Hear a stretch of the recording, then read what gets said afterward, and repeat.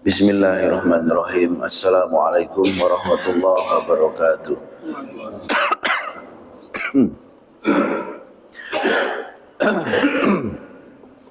Alhamdulillah alladzi an'amana bi ni'matil iman wa ni'matil islam. Asyhadu an la ilaha illallah wahdahu la syarikalah wa asyhadu anna Muhammadan abduhu wa rasuluhu la nabiyya ba'dah. Allahumma shalli wa sallim ala Muhammadin wa ala alihi wa ashabihi ajmain. Amma ba'du. Alhamdulillah kita bisa hadir kembali di majelis ini dalam keadaan sehat walafiat. Kita melanjutkan kajian kita dari kitab Asbabun Nuzul, sebab-sebab turunnya ayat. Kita masih di dalam surat Al-Baqarah, ayat berikutnya yang mempunyai sebab turun yaitu ayat 76.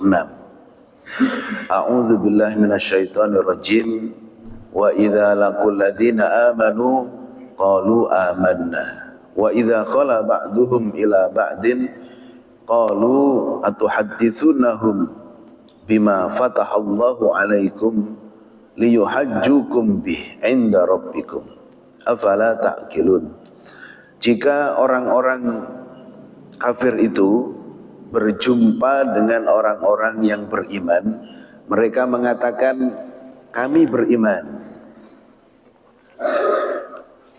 Namun jika mereka itu bertemu atau berada sesama di antara mereka, mereka mengatakan, apakah kamu menceritakan kepada mereka orang-orang mukmin, ya, apakah kamu menceritakan kepada orang-orang mukmin muslim itu apa yang telah diterangkan Allah kepadamu, supaya yang dengan itu liyuhajjukum bihi 'inda rabbikum, dapat mengalahkan hujjahmu di hadapan Tuhanmu.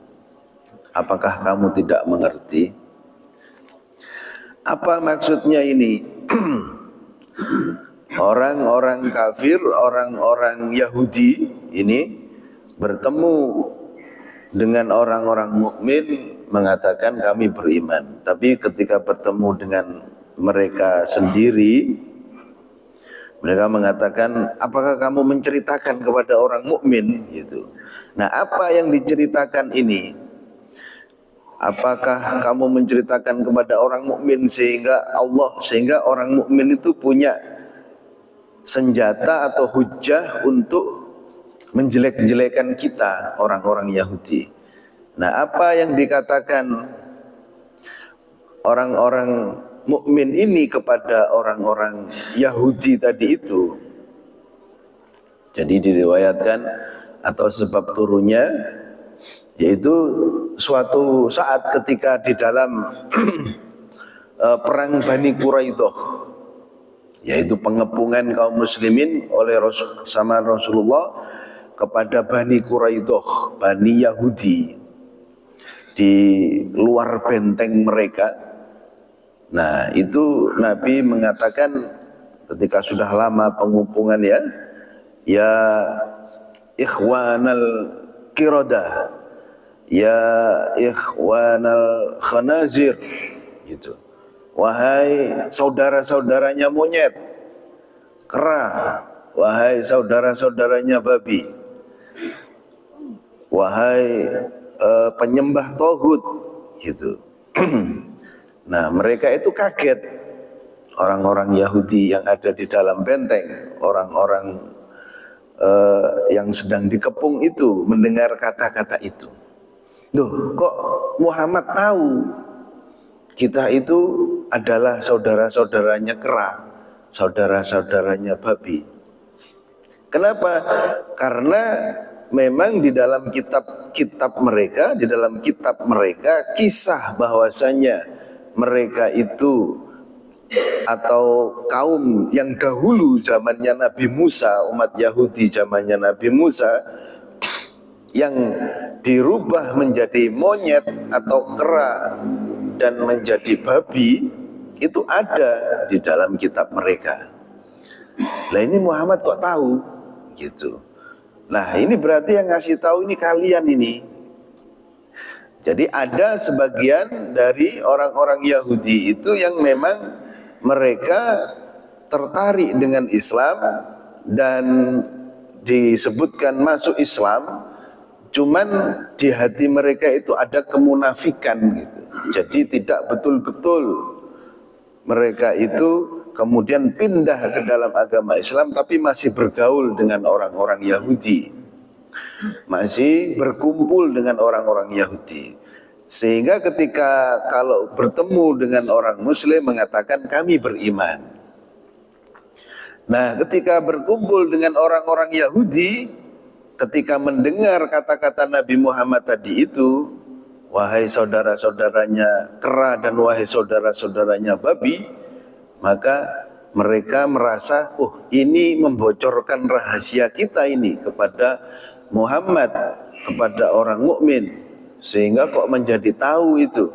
Padahal Nabi Muhammad itu tahunya bukan diberitahu, tapi memang dari Allah Subhanahu wa Ta'ala, dari ayat-ayat Al-Quran yang turun kepada beliau yang menceritakan tentang keadaan orang-orang Yahudi pada zaman dahulu, yang memang mereka itu sukanya adalah menentang peraturan Allah Subhanahu wa Ta'ala. Apa yang dimaksud oleh Allah Subhanahu wa Ta'ala dengan mereka itu menjadi saudaranya kera? Kok Nabi Muhammad tahu? Ada di dalam surat Al-A'raf ayat 163. Was'alhum 'anil qaryatil lati kanat hadiratal bahri. Tanyalah kepada Bani Israel, ya, kepada orang-orang Yahudi, tentang negeri yang letaknya dekat laut. Ini Allah mengkisahkan tentang penentangan orang Yahudi terhadap aturan Allah Subhanahu wa Ta'ala pada zamannya Nabi Musa. Ada suatu kaum yang dekat dengan laut. Idh ya'duna fis sabti, kemudian mereka itu melanggar aturan pada hari Sabtu. Aturannya dari Allah, hari Sabtu mereka pergi ke sinagog, pergi untuk beribadah sebagaimana kita pada hari Jumat pergi untuk Jumatan. Mereka hari Sabtu itta'tihim hitanuhum yawma sabtihim syurra'a. Nah, pada hari Sabtu itu ikan-ikan itu begitu banyaknya di lautan, begitu ya bergerombol, begitu mengambang itu, saking banyaknya sehingga mereka itu tidak tahan untuk tidak cari ikan, padahal dilarang untuk cari ikan pada hari Sabtu. Hari Sabtu Sabtuan gitu, kalau kita Jumatan. Hari Sabtu ke sinagog, ke tempat ibadah. Tapi karena ikannya begitu banyak hari Sabtu, ya memang kadang-kadang Allah Subhanahu wa Ta'ala itu menguji kita, menguji seseorang itu dengan hal-hal semacam itu. Yang pas waktunya orang itu ibadah, tapi kok rezekinya atau usahanya itu lancar-lancarnya itu ketika pas waktunya ibadah. Itu ujian. Saya punya teman yang dia itu kalau jualan buah, ya, kalau jualan buah gitu, kalau jualan bawa sarung, bawa kopiah itu untuk persiapan. Tapi pas saya datang itu saya lihat sarungnya sama kopiahnya itu kayak nggak pernah dipakai itu. Ini kok nggak pernah dipakai ini kayaknya ini. Ya itu tok katanya begitu. Pas waktunya azan, habis azan mesti rame gitu. Pas waktunya orang sholat mesti rame ini. Sehingga ya mepet-mepet asar gitu itu. Itu adalah ujian dari Allah Subhanahu wa Ta'ala. Kalau sudah waktunya sholat, rame-ramenya justru itu. Sama kayak orang Yahudi ini begitu juga diuji oleh Allah pas hari Sabtu, ikannya banyak-banyaknya. Ya mereka nelayan kan, dekat pantai, dekat laut. Mereka nelayan. Sehingga mereka itu enggak pergi ke masjid atau ke sinagog, tapi malah melaut cari ikan karena banyak-banyaknya.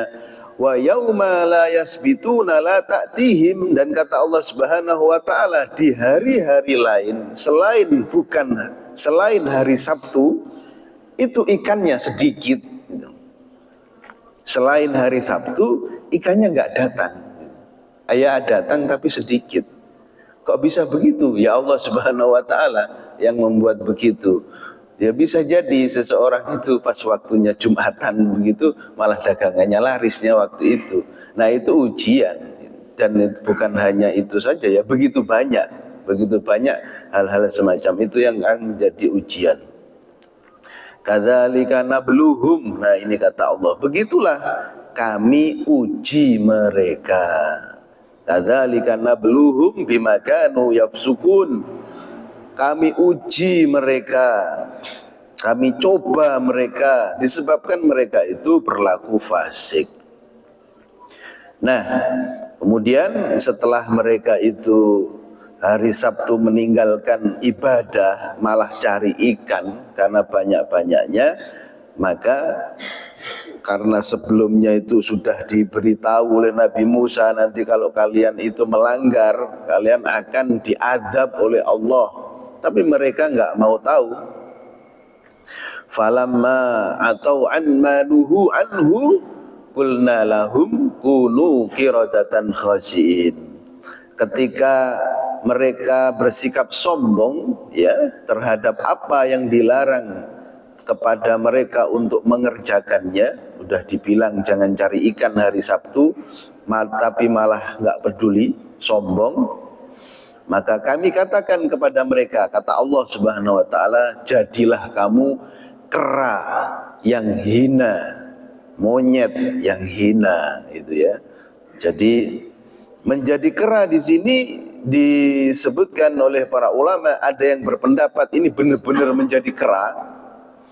Ada yang mengatakan ini sifatnya saja seperti kera, wataknya itu seperti monyet. Nah, kalau Ibnu Katsir di dalam tafsirnya itu beliau mengatakan mengambil riwayat dari Ibnu Abbas radhiyallahu anhu bahwasanya mereka itu ya dijadikan kera itu betul-betul menjadi kera, menjadi orang makhluk yang tiba-tiba ada bulunya gitu. Cuman hanya hidup selama 3 hari, setelah itu pada mati semuanya. Begitu pula mereka itu juga dijadikan babi ya. Faja'ala minhum al-qiradah wal khanazir, katanya Ibnu Katsir, mereka juga dijadikan kera dan dijadikan babi. Adapun orang-orang yang masih muda dijadikan kera, dan orang-orang yang sudah tua dijadikan babi. Ini di dalam tafsir Ibnu Katsir. Entah itu laki-laki maupun wanita, itu semuanya dihukum oleh Allah Subhanahu wa taala dengan jadi kera dan jadi babi. Meskipun ada juga yang mentafsirkan bahwasanya itu wataknya itu seperti wataknya babi dan wataknya kera. Meskipun itu hanya watak, tapi itu adalah sesuatu yang buruk sekali, ya, yang jelek sekali. Nah, orang-orang Yahudi itu adalah yang tepat sebutannya itu bukan keturunan kera dan babi, bukan keturunan gitu, tapi yang lebih tepat adalah saudaranya babi dan saudaranya kera. Sebagaimana Rasulullah SAW menyebutkan dengan saudara, ikhwanal qiradah wal khanazir, dan juga Aisyah radhiyallahu anha itu menyebutkan ikhwan, itu ikhwan, saudara. Ketika Nabi sama Aisyah itu sedang jalan berdua, terus kemudian ada orang Yahudi yang mengucapkan salam, tapi salamnya tidak jelas. Assam alaik gitu, ya Muhammad. Assam itu artinya racun. wahai racun untukmu wahai Muhammad. Cuman nggak begitu jelas. Jadi seakan-akan kayak assalamualaikum, assalamualaikum. Nah, itu nggak begitu jelas. Itu kerjaannya orang Yahudi begitu, disimpang-simpangkan gitu, racun untukmu. Nah, Nabi menjawab waalaikum, dan racun pula untukmu gitu. Tapi Aisyah nggak terima Nabi Muhammad diracunkan begitu itu. Maka katanya Aisyah, alaikumussalam, dijelaskan gitu, untukmu racun, wa ghadabullah, dan murka Allah, wa lanatullah. Wah, dibalas 3 kali sama Aisyah. Racun, murka, dan laknat Allah. Ikhwatal qiradah wal khanazir, wahai saudara-saudaranya monyet dan saudara-saudaranya babi.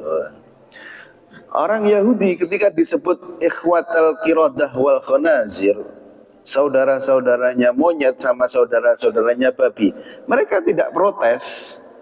Mereka menerima itu karena memang iya ada di dalam ajaran mereka, dalam kitab mereka. Mereka hanya diam saja, tidak bisa ngelawan. Makanya mereka ngomong tadi itu kepada teman-temannya, siapa yang ngasih tahu Muhammad itu kalau kita itu saudaranya kera sama monyet sama babi. Nah, sehingga mereka itu malah nyalah-nyalahkan temannya atau orang-orang yang telah masuk Islam dari golongan orang Yahudi. Jadi mereka hanya tertunduk sedih saja atau tertunduk malu saja kalau dibilangin begitu, wahai saudara-saudaranya monyet, wahai saudara-saudaranya babi. Nah, cuman oleh Nabi Muhammad dilarang waktu itu. Aisyah, kamu kalau jawab yang halus, kata Nabi Muhammad begitu. Karena memang sudah aku jawab, kata Nabi, ya, yaitu tadi waalaikum tadi itu. Kalau misalkan tadi itu, maka doaku itu akan dikabulkan oleh Allah, yaitu untuk mereka racun, tapi doa mereka untuk kita assalamu alaik itu tidak akan dikabulkan oleh Allah. Itu kata Nabi. Nah, wataknya, kalaupun itu watak, maka watak itu sudah sampai sekarang itu masih ada nempel sama mereka, ya, sifat buruknya itu, sifat buruknya babi. Sifat buruknya babi ada pada sifat-sifatnya orang Yahudi. Babi itu ya adalah binatang yang paling buruk di antara binatang-binatang dari sisi sifatnya dan juga dari sisi kebiasaan-kebiasaannya. Babi itu mempunyai DNA yang paling mirip dengan manusia, sehingga sifat buruk babi itu dapat menular kepada manusia. Wallahu alam ya. Kalau orang sering makan babi mungkin sifatnya juga bisa nular gitu, karena DNA-nya itu paling mirip dengan manusia. Babi itu binatang paling rakus, paling kotor, dan paling jorok. Jorok sekali. Joroknya dari mana? Mereka itu suka makan bangkai. Jadi bangkai itu mau dimakan oleh babi itu. Dan juga karena rakusnya itu sampai kalau tidak ada makanan, ya kotoran itu dimakan sama dia. Kotoran, bahkan kotoran manusia pun itu mau makan babi. Kalaupun tidak ada kotoran dan untuk memenuhi kerakusannya makan tadi itu ya, kerakusannya makan, maka dia akan memuntahkan isi perutnya untuk dimakan lagi gitu. Jadi dimuntahkan lalu dimakan lagi supaya ada makanan, ya, saking kotornya itu. Dan biasa kalau makan itu makanannya dikencingi terlebih dahulu baru kemudian dimakan, mungkin supaya lebih enak begitu. Nah, itu sifatnya babi. Ya, sifatnya babi yang sukanya di tempat-tempat yang basah dan kotor, ya, basah dan kotor. Kalau tempatnya bersih, nggak suka babi. Dikasih tempat bersih, akan dikotori dulu, baru kemudian dia nyaman di situ. Naudzubillah ya. Kemudian juga babi itu dari sifatnya itu mereka tidak memiliki rasa cemburu. Tidak memiliki rasa cemburu. Kalau hewan lain ada betinanya itu diganggu sama jantan yang lain, itu mesti ngamuk-ngamuk yang lain. kambing, sapi, dan singa ataupun macan, semua hewan-hewan yang lain, kalau ada betinanya, istrinya, katakan begitu, itu diganggu oleh laki-laki lain, itu akan bisa terjadi perang, ngamuk. Manusia juga begitu. Nah, ini babi enggak. Babi itu ada betinanya diganggu sama atau didekati sama jantan lain, dibiarkan saja, tidak dibela dan tidak ada marah, gitu. Berbuat tidak senonoh dengan pasangannya, itu dibiarkan saja. Itu sifatnya babi. Kemudian sifatnya kera, ya.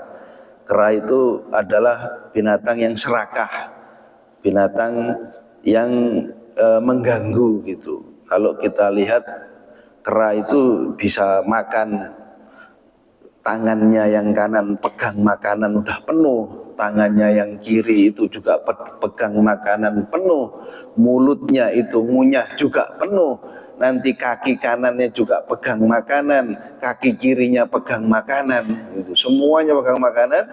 Tapi kalau lihat ada orang bawa makanan, masih nyari makanan lagi, itu kayak kurang aja gitu. Semuanya padahal sudah pegang. Dan kera itu sumber kekacauan, ya, sumber kekacauan. Kalau ada kandang di situ isinya berbagai macam binatang, ada mungkin burung, ada mungkin binatang-binatang yang lainnya, ya, itu diam-diam saja, damai-damai saja. Tapi itu dimasukkan kera ke dalamnya, kacau, itu pasti kacau dan akan membuat gaduh dan ribut satu sama lain. Itu sifatnya kera, bikin ribut, bikin kacau. Nah, sifat-sifat ini ada pada diri orang Yahudi, begitu. Sifat-sifat babi tadi, sifat-sifat kera tadi itu ada pada orang-orang Yahudi, sehingga sifatnya ya kayak begitu itu. Kalau mereka itu berjanji, udah pasti akan diselisihi. Terakhir kali janji saling damai dengan Hizbullah, ya, dengan Yaman. Terus kemudian baru sehari perjanjian damai, sudah meluncurkan roket lagi. Baru sehari perjanjian damai. Itu sudah sejak dulu, sejak zamannya Rasulullah itu. Mereka memang sifatnya semacam itu, bikin gaduh, bikin kacau, tidak punya rasa malu, kemudian serakah, ya, serakah, dan hal-hal kotor, hal-hal yang menjijikkan, ya, membunuh puluhan ribu orang yang tidak bersalah, itu biasa-biasa saja. Udah jelas-jelas menjajah, tapi tidak mau pergi, tidak mau dikatakan sebagai penjajah. Nah, sifat-sifat buruk itu ada pada diri mereka karena memang mereka itu disifati dengan sifat kera dan sifat babi. Inilah sebab turunnya ayat di dalam surat Al-Baqarah tadi itu, ya, bahwasanya apa yang tercantum di dalam Al-Quran tentang mereka, keluarganya babi dan kera, itu juga sudah ada pada kitab mereka, dan mereka itu mengakui diri mereka memang sebagai keluarga kera dan babi. Semoga bermanfaat. Billahi taufiq wal hidayah. Assalamualaikum warahmatullahi wabarakatuh.